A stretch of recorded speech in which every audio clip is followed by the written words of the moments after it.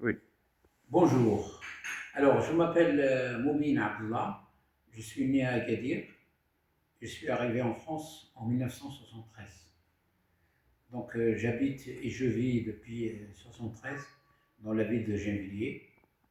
Et j'ai passé de 73 à aujourd'hui euh, tout mon temps, toute ma vie familiale à Gennevilliers.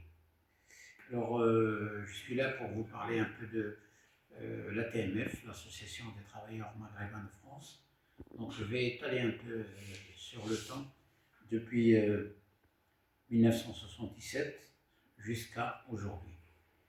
Donc, l'ATMF, c'est un peu l'enfant de l'AMF et la suite de l'AMF, l'Association des Marocains de France, qui a été créée et organisée par les opposants de Hassan II, dont Ben Barka et tous ses compagnons qui sont sortis du Maroc dans les années 60. Donc ils ont exilé à Paris et en Europe. Donc ils ont créé cette association pour aider tous les travailleurs marocains qui se trouvent en France. Donc de ce temps-là jusqu'à 1977, où des jeunes exilés, des jeunes étudiants sont arrivés sur la ville de Gennevilliers et ont commencé à militer. Et nous, moi je travaillais chez Citroën, donc je suis arrivé au mois de septembre 73 et j'ai commencé à travailler, j'ai continué à travailler jusqu'à la retraite. Donc j'ai fait à peu près plus de 40 ans de Citroën. Donc ces gens-là ont commencé à créer une section de l'AMF, coordination des sections, parce que l'AMF, les dirigeants de l'AMF n'acceptaient pas que des gens de l'extérieur viennent et prennent l'association. Voilà. Et on a continué à militer, à s'organiser de 1977 jusqu'à 82. 82, l'élection de Mitterrand et les immigrés qui ont droit à créer leur association.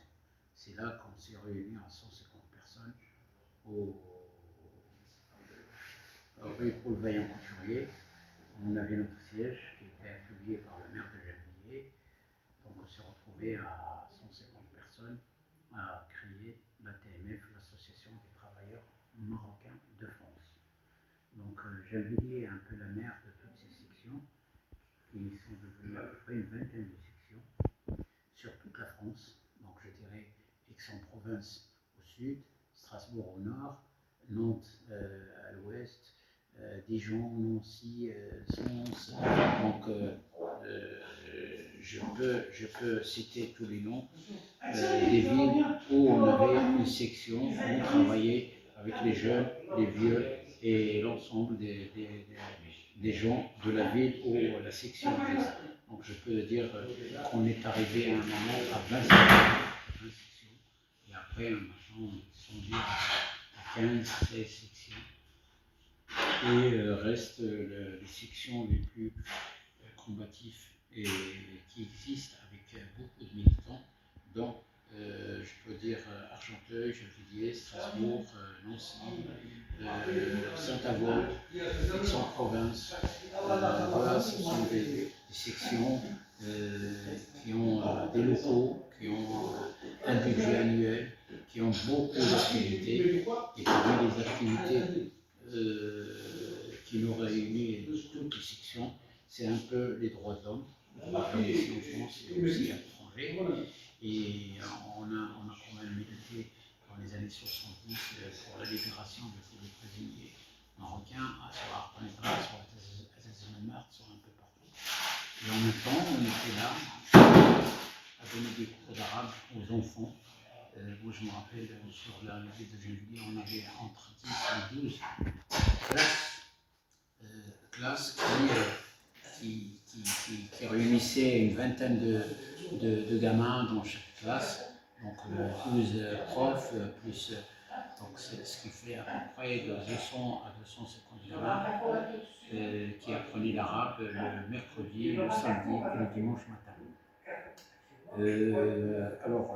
Il y a aussi l'accès au droit, c'est une permanence, deux permanences, trois permanences. on a fait une fois, deux fois, ça a marché tous les après-midi quand on était à l'emplacement de l'espace des présidents. On était nombreux, il y avait beaucoup de militants, il y avait beaucoup de gens, des étudiants aussi, qui donnaient de leur temps pour aider les gens dans les problèmes d'administration, la retraite, la maladie, tout ce qui se fait. Et après, on a aussi participé dans les années 80 à ce mouvement Radio Libre, où la ville de Gennevilliers avait créé une association qui s'appelait Radio G, où toutes les associations locales et aussi les partis et aussi les individus, des intellectuels avaient un créneau d'une heure, 2 heures. Nous, on avait un créneau de 6 heures le samedi et 6 heures le dimanche. Et on était à peu près entre 20 et 30 militants à comment dire, s'occuper des programmes pour l'enfant, pour la femme, dédicaces, un peu de sport. Donc c'était Radio G était très très très animé et ça a duré de 82 jusqu'à 88. C'était une bonne expérience et ça a donné un élan à la KMF en ce temps-là, qui est devenue une grande association reconnue partout. Et il y avait aussi une coordination des associations marocaines en Europe, en Belgique, en Hollande, Allemagne. Et c'est là qu'on a fait un Moussem, premier Moussem en 80 à Argenteuil-Gennevilliers.